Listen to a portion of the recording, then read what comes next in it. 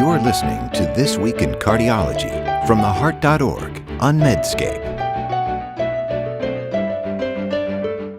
Hi everyone, this is John Mandrola from theheart.org Medscape Cardiology, and this is This Week in Cardiology for May 17th, 2019. This week I'm talking AF ablation with renal ablation, device infections, neuromodulation of AFib, a new energy source potentially to ablate, and embolic stroke of unknown source. First topic, combining AFib ablation with renal denervation. At HRS, during the first LBCT, late-breaking clinical trial session, Jonathan Steinberg from the University of Rochester presented results of Eradicate AF. This was an RCT comparing AF ablation, and they used cryoballoon for the AF ablation, to AF ablation plus ablation in the renal arteries for renal denervation. At the end of 12 months, the PVI plus renal ablation group had significantly greater freedom of AFib than the PVI group, 71% versus 57%, hazard ratio 0.61. The complications were about the same in both groups at 4%. Blood pressure dropped significantly at 6 to 12 months in the active versus the control arm, and Dr. Steinberg's conclusion slide said renal denervation, renal ablation significantly increased the likelihood of freedom from AFib. Blood pressure control also improved in the renal ablation group, and this is the kicker. Renal denervation is reasonable to employ to increase the success rate of AF ablation in patients with hypertension. Now, my gosh, remember that this slide is being shown on the big stage of HRS, filled up with a rapturous audience of electrophysiologists. And I don't even have to be the bad guy here in terms of critique. Steve Stiles interviewed multiple luminaries in EP that critiqued the study. Cara Pellegrini from the UCSF was the trial discussant, and she noted that the active arm, which was the ablation in both renal and heart, had a only 70% success rate, and that she called hardly a panacea. Andrew Cron from University of British Columbia in Vancouver said, the obvious Achilles heel of the study is that there seemed to be very suboptimal hypertension management in the control group, and he added that, quote, I don't think this is a practice-changing trial at all. Now, I'll end on a positive note. There are numerous renal denervation trials that are ongoing with newer devices that deliver RF or ultrasound, and these trials, I have to say, have potential. And I've seen patients who are referred for AF ablation who have a significant adrenergic component to their AFib. Now, it could be that renal ablation's ability to reduce sympathetic outflow may be a useful adjunct in this highly selected population, and I think it's worth further studies, but I agree with Dr. Cron that I don't think this is a practice-changing study at this point. Second topic is predicting infection in cardiac devices. Last year in JACC, Canadian investigators published results of PADIT, P-A-D-I-T. This was a cluster randomized trial in 28 centers and nearly 20,000 patients, and it compared conventional or incremental antibiotics around the time of device surgery. The conventional group got cefazolin pre-op, and the incremental antibiotics groups had a lot more antibiotics, cefazolin and vanco pre-op, pocket wash with bacitracin, plus 2 days of cefazolin after the procedure.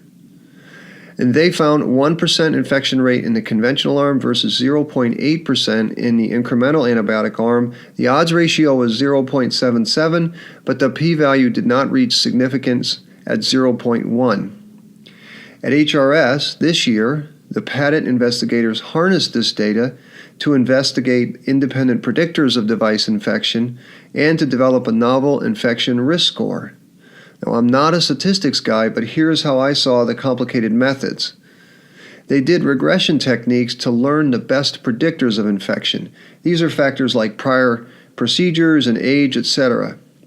They then used these predictors to come up with a neat algorithm titled, obviously, PADIT, P-A-D-I-T. P for prior procedures, A for age, D for depressed GFR, I for immune compromised, and T for the type of procedure. This is like the CHA2DS2-VASc score. Each of these items gets an integer, and the higher the PADIT score, the more a doctor should consider A, incremental antibiotics, or B, not doing the procedure in the first place. I mean, they found that if your PADIT score was greater than 7, the device infection risk is 4.3%, which is significant given the severity of device infections, especially in older patients. Now, the weakness of this approach, which was pointed out by the authors, is that there's potentially missing predictors. They tell us that they did not collect data on perioperative management of oral anticoagulation and antiplatelet therapy, for instance. Now, I hope they publish this study. I suspect they will, and I think this could stick because it makes people think about the risks versus harms of devices. Consider this typical scenario. There's a EHR message that comes. An elderly patient's primary prevention ICD has reached ERI, or low battery. So now you have an 85-year-old, perhaps with a little bit of renal disease and other diseases, who has the device at elective replacement indicator. A typical scenario would be that it just gets scheduled. But instead, if someone stops and thinks, maybe they applies the PADIT score, it could become obvious that the risks are greater than the benefits. And the benefits of a primary prevention ICD in an 85-year-old with multiple medical problems is about nil. Now, I'm an outlier in my practice, but I have a lot of patients in whom I say, we shouldn't replace the device at all. Don't even open the pocket. Because think about it, if you open the pocket to take the device out or change it, and that patient gets an infection, now the leads are infected, and you're going to have to refer an elderly patient with chronic leads for lead extraction. Many cases, it's better to just let the device go to end of battery. I say good on the Canadian research team. Here it was presented by Dr. David Burney. This is good work. Third topic is an interesting study on transcutaneous electrical vagus nerve stimulation. Now, I don't know about you, but as a person who once had AFib, I would have worn a buzzing device on my ear if it reduced AFib. Well, certainly, this would have been preferable to having multiple burns or freezes done to my left atrium. At HRS, Dr. Stavros Stavrakis from the University of Oklahoma presented intriguing findings of the sham-controlled Treat AF RCT. This is a device that creates low-level transcutaneous electrical stimulation of the auricular branch of the vagus nerve, and it's attached at the tragus of the ear. The stimulation parameters are like 20 hertz, 200 microseconds, and it's 1 milliamp below the discomfort threshold. The device does not do enough to cause bradycardia. And previous studies have suggested that wearing this device on the ear for just 1 hour significantly shortened the AF duration and decreased inflammatory cytokines. Treat AF was a real test. It was a placebo-controlled trial. The sham group wore the device on the earlobe rather than the tragus, and wearing it on the earlobe doesn't do anything because it's not connected to the autonomic nervous system. These patients had documented AFib. The primary endpoint of the study was AF burden.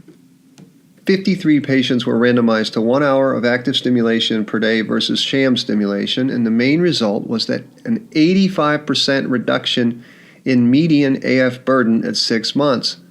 That's a p-value of 0.01. Autonomic stimulation also resulted in higher heart rate variability and lower levels of inflammatory cytokine TNF-alpha.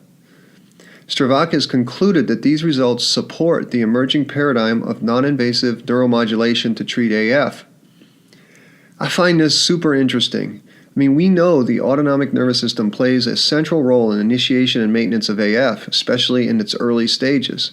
Obviously, this is an early stage study. Some participants in the study responded very well, and some people not so well, Stavrakis noted at the presentation. Before you dismiss this data, however, consider that after 20 years of AF ablation, we still do not understand its mechanism. And I look forward to hearing more on this topic. I mean, consider what if, for instance, the patients wore the device for a little longer than 1 hour? Might it even be more effective? Next topic, His bundle pacing. Many of you know that I am a His bundle pacing enthusiast. I run around my hospital showing colleagues the beautiful images from His pacing. They are beautiful because when you pace the His, the QRS is narrow, and this is important because it's the best way to do resynchronization. Now, pacemakers are great. They're better than no pacemakers, but pacing the heart in a typical way with the lead in the right ventricle induces pacing-induced cardiomyopathy in about 10 to 20% of patients.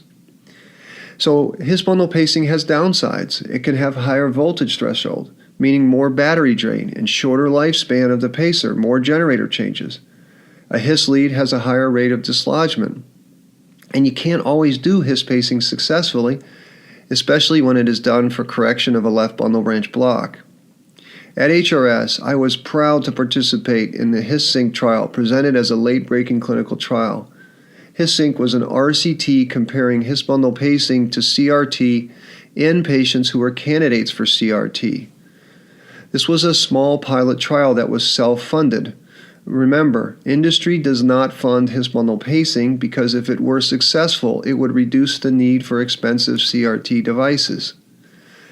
HIS-SYNC was powered to detect big differences in QRS width and increases in LV ejection fraction over CRT, which is a proven therapy, so this was a tall order. Sadly, HIS-SYNC did not meet statistical significance in either of these endpoints. Yes, numerically, His pacing resulted in narrower QRSs and greater increases in ejection fraction, but the difference did not make significance. Like the Cabana trial, our trial had a lot of crossovers. In fact, I had a crossover in the trial. Patient was randomized to His pacing, and I could not correct the His with an adequate threshold, and so therefore you can't leave the patient without a CRT, so I crossed him over to CRT. Now, the neutral results of HIS-SYNC were not the only downside negative finding for His bundle pacing during the HRS meeting. During a live case presentation, use of left bundle branch block pacing, where the His lead is actually screwed through the septum from right to left, was unsuccessful.